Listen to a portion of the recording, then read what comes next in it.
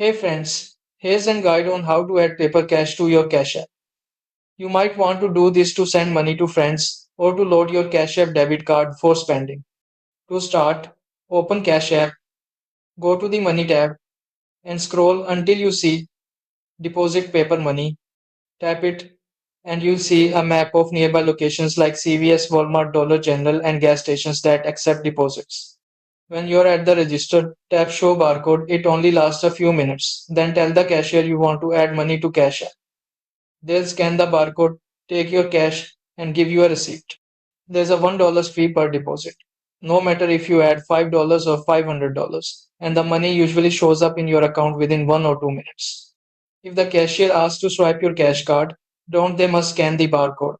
And if one store asks for ID, try another since not all do. If you don't see the paper money option in your app, check out my other video on how to fix that.